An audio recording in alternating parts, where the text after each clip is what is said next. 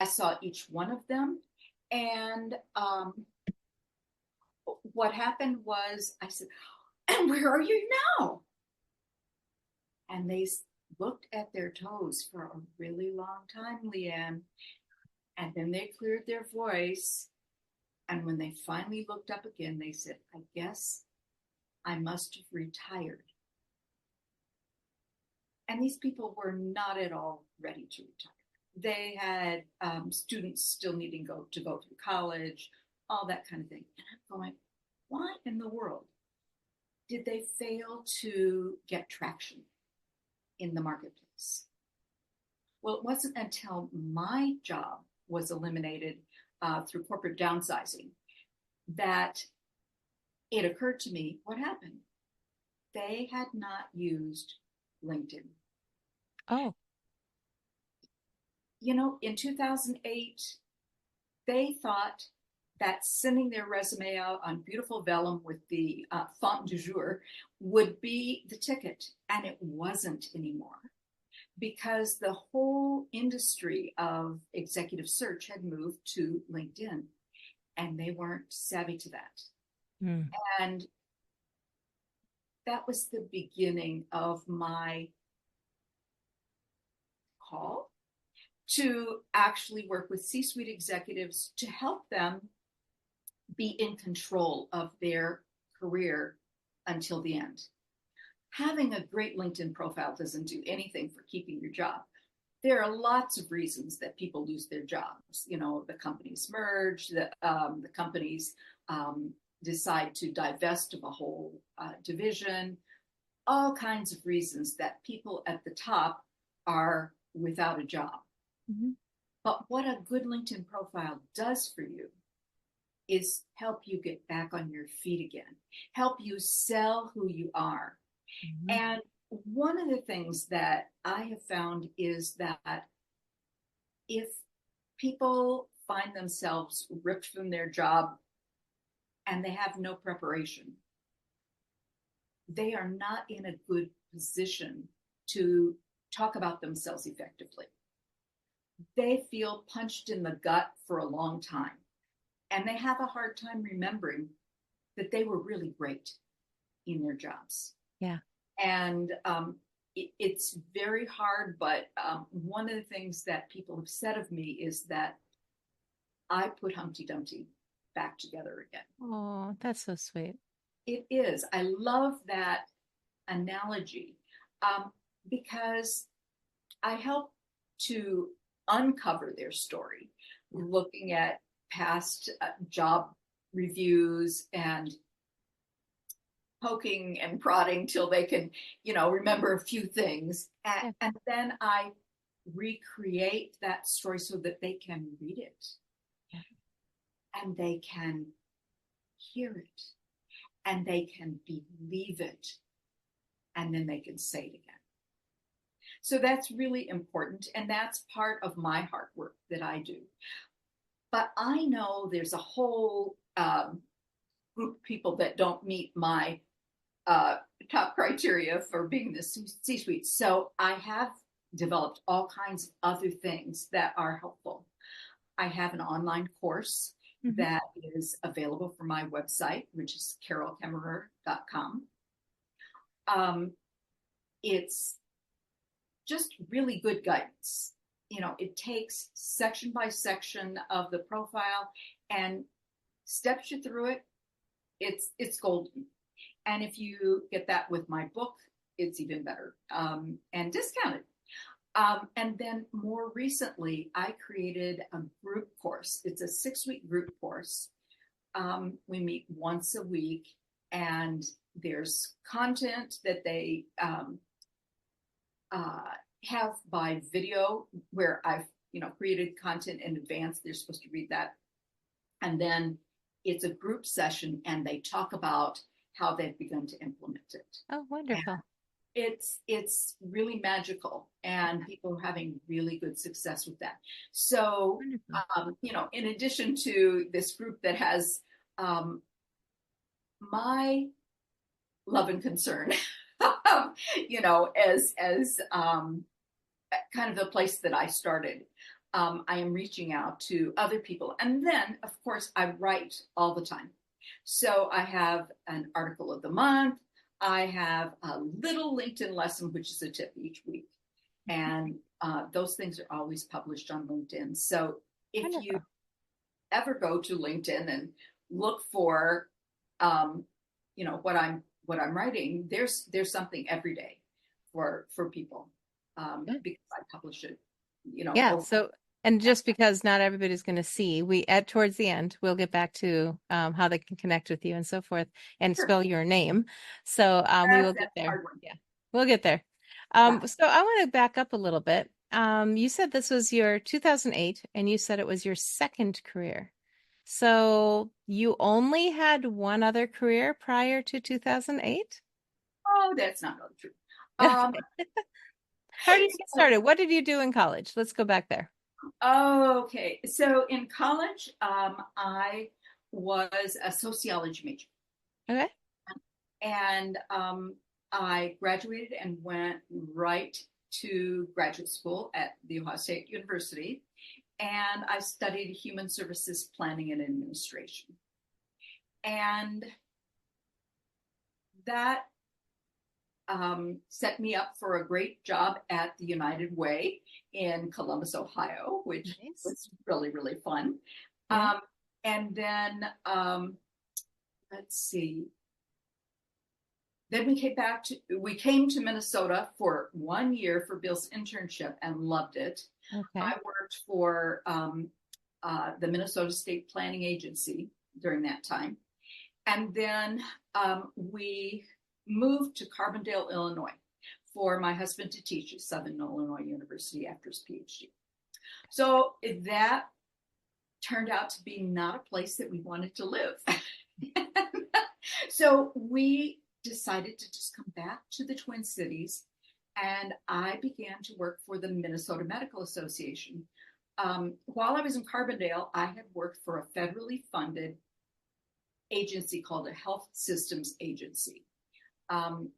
It was in an era where they thought that if we limited resources like CT scanners and MRI machines, we would save healthcare costs. So there was a whole system of that. And when I got to the Medical Association, they hired me to help physicians all over the state relate to those health systems agencies. Along the way, those disappeared, new administration. And then I became the director of research for the Minnesota Medical Association. Okay. And when that position went away, then I Because there's a whole lot of ways why positions disappear. Go ahead. yeah. Well, another downturn in the economy at that point, and they were laying off staff, and there I went. And so I thought I would take my writing skills, my listening skills, and my knowledge of working with physicians and peddle that to find some freelance work. And I did indeed. And for well over 20 years, I worked for a Fortune 500 company here in the Twin Cities that has implantable medical devices. And I could guess that one. yes, they thought of me so highly that I got to launch several first of kind therapies across the globe. So Wow. it was really exciting Great. until it wasn't, because they outsourced the whole marketing communications function as an economics move. Right. So at any rate, that was when I realized that I had no reputation outside the company. Oh, I had no network outside the company. And my LinkedIn profile really couldn't exactly showcase my work directly because it was all company proprietary. right. So that was a problem. And it was a problem that LinkedIn helped me solve. So, Wonderful. yeah. Yay. Yeah. So then, and then I think, unfortunately, our recording may have started a little bit late, but, and then you shared with us earlier, pre-recording potentially, but forgive me if we did catch it. But you said then when at the 2008 economic downturn is when you then realized that you weren't the only one that had previously suffered from a incomplete LinkedIn profile, but you also saw and really felt for the people that really needed it, the C-suite executives who, like you, it sounds like, had gone through a change. You know, changes happen, Yeah. like you said, for all sorts of reasons. They And do. you came in with your riding your horse to the rescue, and here you are today with three Yeah. books, which is amazing. Yeah. So, um, 2008, I was still working for that medical device company Okay. as a consultant. Okay. Um, but but it was so poignant. I never did understand why those people never had traction until I started looking for a job myself, and that was when I realized, oh, the market has moved. You know, there is no um, there is no color of ecru paper that will be, you know, just the ticket, because that's not the game today. Although to And be fair, I mean, my husband does a lot of hiring for his company. Now, granted, he's hiring a lot of more blue collar type, yes, and he's sifting through, Indeed resumes, which are digital, of course. But I believe, maybe I'm wrong, that he's still getting paper resumes too. well, Because, you know, that is true. It's not that the resume is dead. yeah, Everybody needs a resume, and you must have a resume.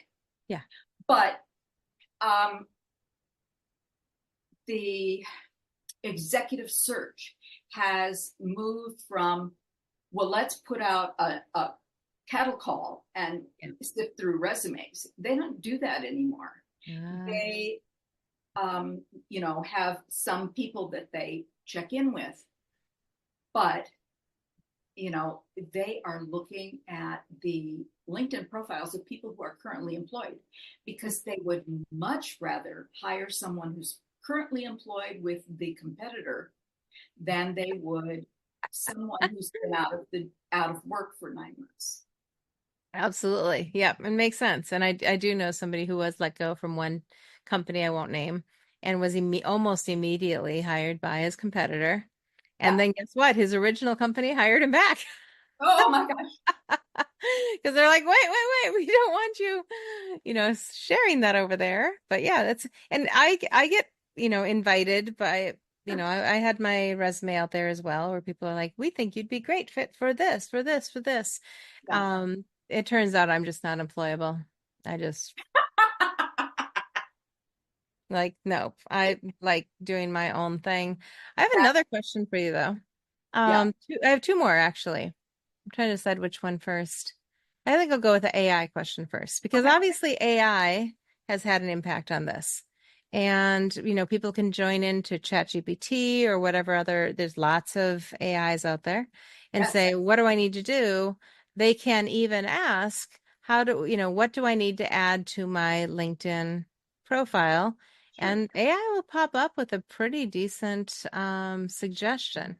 Now, their Yeah. AI might not know who they are, Yes. but if you get the right AI, like the one that I use, it does know me.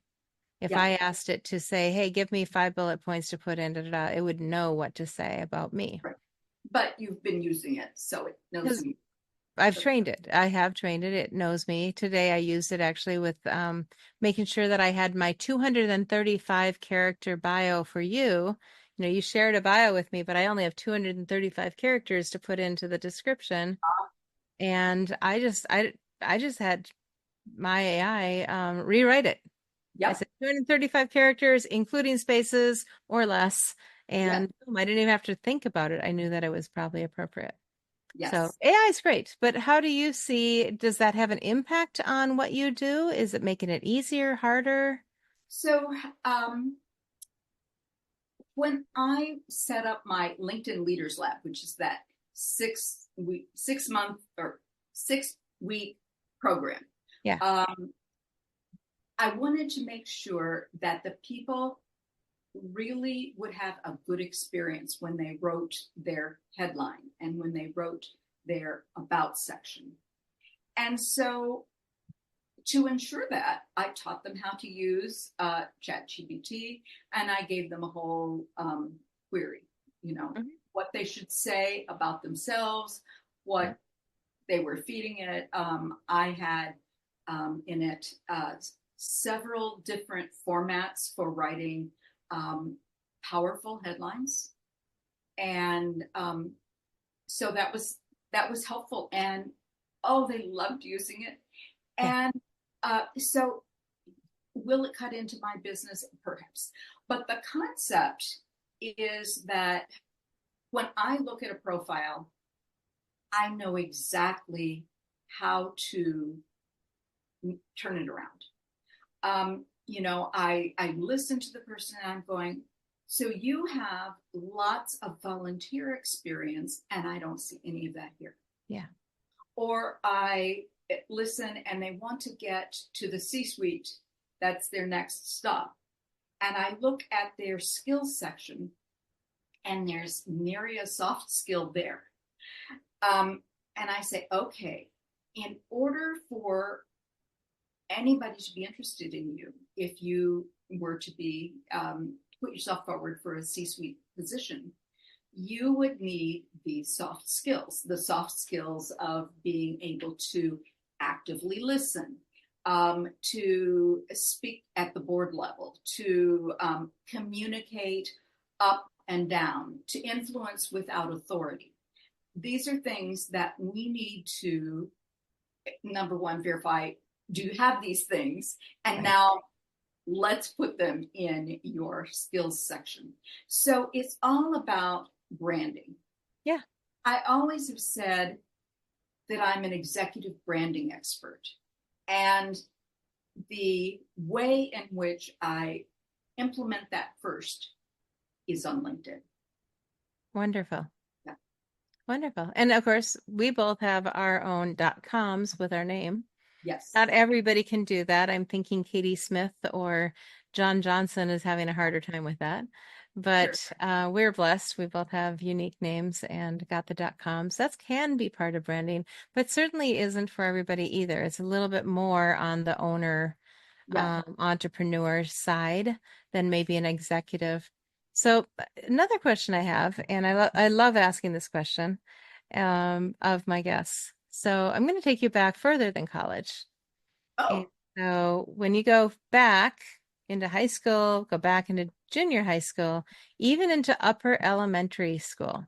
So I'm going to ask you to go back to about 9 years old. okay. So 9 years old, you maybe, for our age group, I'm guessing we're similar in age groups, but that we did kind of run free. We didn't have to, we weren't watched like a hawk. Yeah. Um, we had some autonomy. Maybe you weren't babysitting at 9, you weren't put in charge of other humans, thankfully, but you had quite a bit of autonomy by that age. I loved raising my daughters. It was fascinating to see at what ages and stages they could do different things. So Yeah. let's say 9 and fourth grade, fifth grade. What did you do in your free time? Where did you spend your time? What did you do? Oh, I believe that I really loved this designer sandbox that we had. I lived in Dallas, Texas at that point, and my parents loved beautiful outdoor landscaping. They hired a landscape architect, and they built the most fabulous sandbox. It was huge, and it was not just square. It was, it had paving around it, and it was really something. And it had the cleanest, most wonderful sand. And I built buildings and, played with cars with my brother through the tunnels. I mean, it was fabulous. Um, it was right in our backyard, and everybody wanted to play in my sandbox because it was premier sandbox. For real. Wow. Yeah, So yeah, that was really special. I also remember having a playmate who was significantly older than I, like maybe 4 or 5 years, who was then a babysitter to me. And I remember going to her house and, she would paint my nails and stuff like that. So there was that dress up thing that was always fun. Oh, very fun. Well, it tracks. We missed again at the beginning. You shared that the brooch on your sling, which we, unfortunate that, we both have things going on, but the brooch on your sling, you said belonged to your mother. And I Yes, said at the very beginning, when I first met you, I saw you and see you as a very classy person. thank And you. you've carried that through. Well, if you look back at that child who got her nails painted at the Oh, babysitters, yeah, there's a tie between those things, but I think also between the sandbox and just yeah, loving that. It sounds to me like you were inclusive, that you brought people in, that you allowed them to play. You didn't say, no, it's my sandbox. right, right. That And is you true. still do that. That is true. The other thing that was interesting about me at 9 was I remember winning an auditorium. I had auditorium class, Mhm. and you were to do public speaking, pantomiming, storytelling, and I remember telling a story and winning right before Thanksgiving a foil covered chocolate turkey from Russell Stover. And um, how it was just not a big thing in terms of how much it cost to the teacher, but it was so special. And I remember that we went on the train from Dallas to Baton Rouge to see my uncle and aunt in Baton Rouge. And I didn't want to open this turkey because they had to see how pretty it was that I had won. And, I can tell them this story. So, And here you are now, a professional speaker, and there's so many ties. Isn't it amazing that when we do what we loved as a child, when that can carry into who we are as adults? I think absolutely. that's where people really find their joy. Yeah. And we uncovered a few of those connections and ties Yes. with you today. So that was very fun. Well, we are about time to wrap up here. So I'm going to invite you to let people know if you have anything special you want to share. Um, Go ahead. So this is my book. Hopefully you can see that. LinkedIn for the Savvy Executive. Promote your brand with authenticity, tact, and power. This is available, of course, on Amazon. But if you order from me, I would be happy to inscribe it to you. And if you order it from my website, I will give you 10% off. And There you here's go. the way that works. My website is Carol Kaemmerer, all run together. Yep. .com. Yep. The code is special 10, but there is a special part, and that is that special is all capitalized. So Okay. case sensitive, special, all caps, 10. And so And it's Carol, I'll just spell it out. It's Carol with a C mhm, because a lot of our listeners are just listeners. So it's Carol with a C. And then for last name, it's capital K.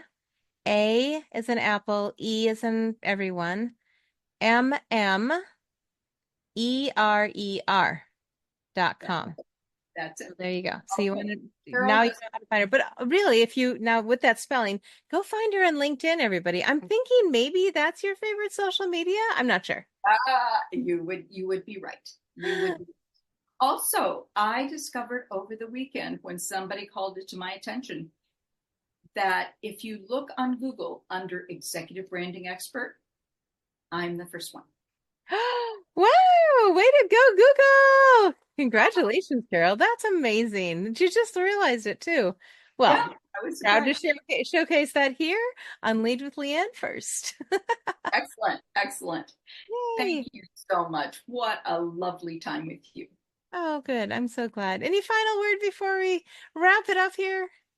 What final piece of advice would you give people that they need to know Oh, besides buy your book, which is also important? oh, yes. Okay. Well, I always like the quote that's attributed to Oscar Wilde. It's be yourself. Everyone else is already taken. Lovely. And agreed. So thank you, Carol. It's been so much fun. I'm glad that we live near each other. We can connect and get together and we see each other at networking events and it's so much fun that way. But everybody else, go find her on LinkedIn. And I would just want to say on behalf of both of us, thank you all for joining us on this journey to unleash your joyful business potential. Do you see how what Carol's offering here could help you? So remember, leadership is a voyage that we take together. So keep shining and aligning with your purpose. And come back every week at 2 p.m. Pacific time, 4 p.m. Central time, where I really am, exclusively on winwinwomen.tv for our next inspiring episode. So until next time, this is LeAnn, your Chief Joy Officer, signing off. Keep leading with heart, and I'll catch you on the next wave of success. Farewell and keep spreading the joy.